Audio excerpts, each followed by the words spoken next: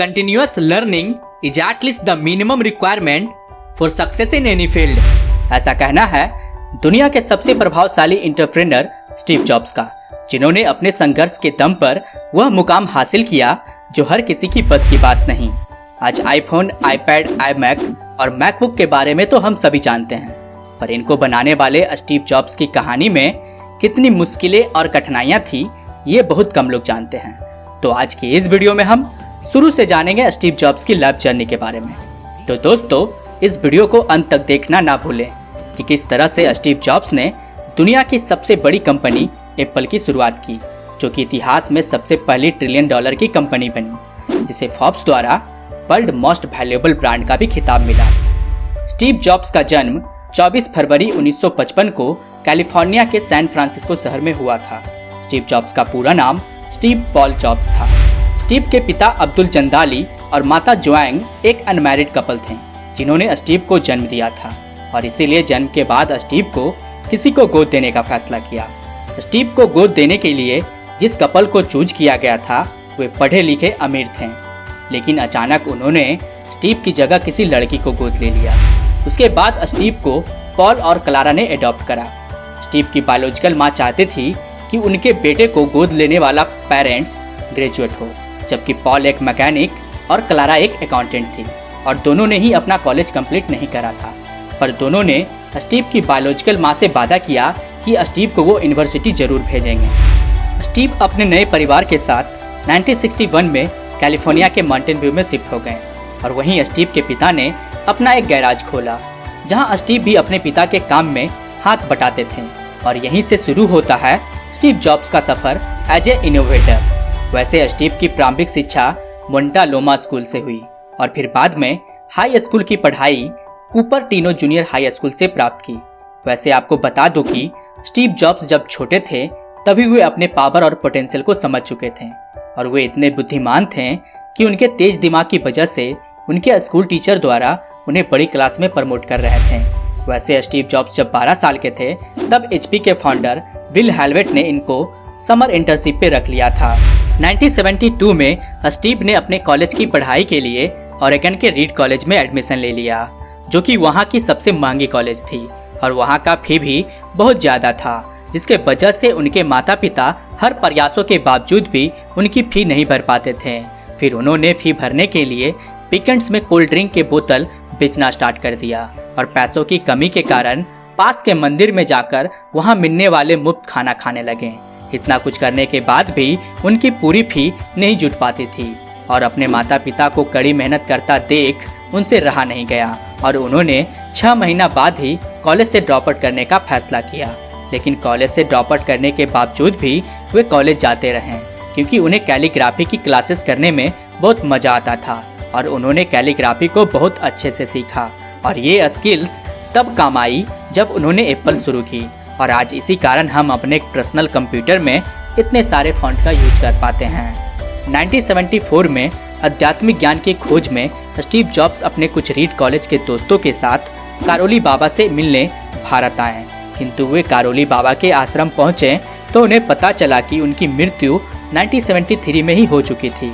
उसके बाद उन्होंने हैडखैन बाबा जी से मिलने का निर्णय किया, जिसके कारण उन्होंने दिल्ली, उत्तर प्रदेश और हिमाचल प्रदेश में अपना समय बिताया, और 7 महीना भारत में रहने के साथ साथ उन्होंने कुछ समय के लिए गेमिंग कंपनी में भी काम किया।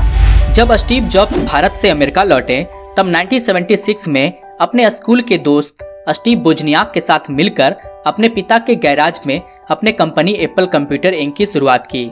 उस दौरान फंड्स नहीं होने के कारण वे अपने बिजनेस को स्केल नहीं कर पा रहे थे, और कई कॉल्स के बाद माइक मर्कुल्ला के साथ उनकी मीटिंग तय हुई, जहां से उनको अपना पहला फंडिंग मिला। और इसके बाद 1976 में मात्र 20 साल के उम्र में उन्होंने एप्पल कंप्यूटर इंक की शुरुआत की। स्टीव और उनके मित्र की कड़ी मेहनत से देखते ही देखते कुछ सालों में एप्पल कंपनी एक छोटे से गैराज से बढ़कर $2 अरब और 4000 कर्मचारी वाली कंपनी बन चुकी थी, और 1981 आते आते इन्होंने सारे रिकॉर्ड तोड़ दिए जब इन्होंने अपना पहला IPO लॉन्च किया, और अमेरिका के अंदर जल्द ही 1983 में ये 500 सबसे अमीर आदमी के लिस्ट में आ गए, और ये जब 23 साल के थे तब $1 मिलियन और 24 साल के थे तो $10 मिलियन और 25 साल की उम्र आते आते तक $100 मिलियन कमा चुके थे, जिससे इन्हें फोर्ब्स के द्वारा यंगेस्ट रिचेस्ट इन अमेरिका के लिस्ट में डाल दिया गया। 1983 में स्टीव जॉब्स पेप्सिको के सीईओ जॉन स्कली के पास गए और उन्होंने जॉन स्कली से कहा, क्या तुम जिंदगी भर मीठा पानी बेचना चाहोगे या मेरे साथ आकर दुनिया बदलना चाहोगे? Do you want to sell sugar water for the rest of your life or come with me? Change the world. John स्कली ने स्टीव जॉब्स के इस बात से काफी प्रभावित हुए और उन्होंने एप्पल ज्वाइन करने का फैसला किया। जॉन स्कली जब एप्पल में आए तब 2 साल के बाद उसी बोर्ड के अंदर अपनी ताकत को बढ़ाकर बोर्ड को अपने साथ लेकर स्टीव जॉब्स को बाहर निकाल दिया और ये उनके जीवन का सबसे दुखद पल था। पर स्टीव जॉब्स वो पर्सन थे जो गिविंग अप पे बिलीव नहीं करते थे। उसके बाद स्टीव जॉब्स ने नेक्स्ट नाम की कंपनी की शुरुआत की। साथ ही उन्होंने पिक्सार एनिमेशन स्टूडियो को भी खरीद लिया, जो आज अपने ग्राफिक्स के काम के लिए पूरे दुनिया में लोकप्रिय है। वैसे आपको बता दो कि बाद में स्टीव जॉब्स पिक्सार को $7.4 बिलियन में डिज्नी को बेच दिया। वहीं स्टीव जॉब्स के जाने के बाद एप्पल में कई सारे दिक्कतें आने लगी। 1991 में एप्पल ने सिस्टम 1 ऑपरेटिंग सिस्टम लाया, लेकिन वो फ्लॉप हो गया। उसके बाद एप्पल ने कुछ लैपटॉप्स लॉन्च किए जैसे कि पावर बुक, लेकिन वे लैपटॉप्स और प्रोडक्ट कुछ खास नहीं कर पाए। लगातार लॉन्च हो रहे प्रोडक्ट्स के फ्लॉप होने के बाद एप्पल के लॉसेस बढ़ते जा रहे थे और ये लॉसेस बढ़कर $700 मिलियन से $800 मिलियन तक हो गई, जिसके चलते एप्पल की दिक्कतें और भी बढ़ने लगी। इस वजह से उनकी शेयर प्राइसेस एक दिन में 60% तक गिर गई। इन सब चीजों के चलते एप्पल के बोर्ड ऑफ डायरेक्टर ने स्टीव जॉब्स को कंपनी में वापस लाने का फैसला किया। 1996 में स्टीव जॉब्स की एप्पल में वापसी हुई और उन्हें एप्पल का सीईओ बना दिया गया और इसके साथ ही एप्पल ने नेक्स्ट को $427 मिलियन में खरीद लिया। वैसे स्टीव जब एप्पल में आए उस समय एप्पल में करीब 250 प्लस प्रोडक्ट थी, पर उन्होंने इसकी संख्या घटाकर 10 कर दी और केवल 10 प्रोडक्ट पर अपना ध्यान केंद्रित करने लगे, क्योंकि उनका मानना था कि प्रोडक्ट की क्वांटिटी नहीं क्वालिटी पर ध्यान देना चाहिए। साथ ही साथ स्टीव जॉब्स का कहना था, focus on just a handful things and ventures rather than 100 of them.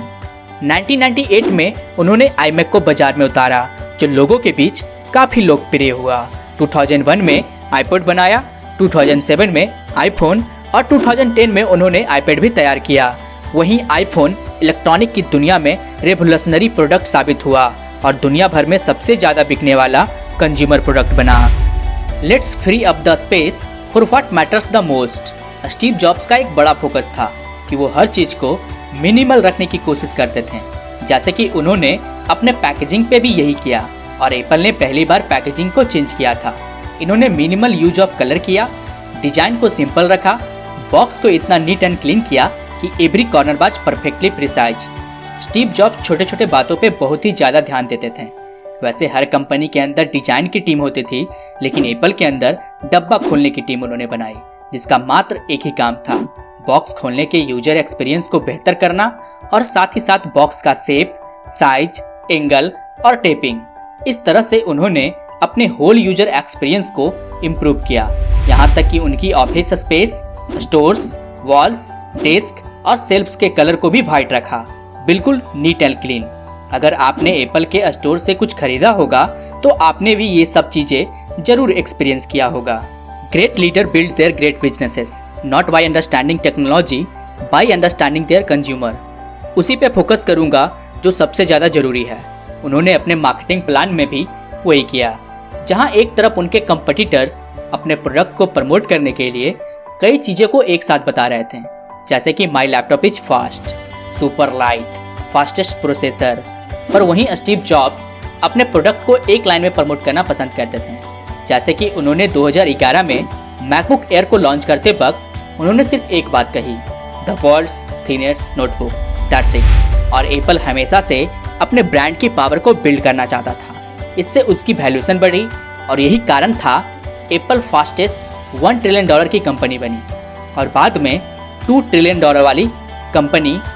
उसके बाद माइक्रोसॉफ्ट, गूगल, अमेजन, फेसबुक और बर्कशायर हैथवे भी $1 ट्रिलियन कंपनी बनने में सक्सेसफुल रही और इन सभी कारणों की वजह से एप्पल वो है जो है।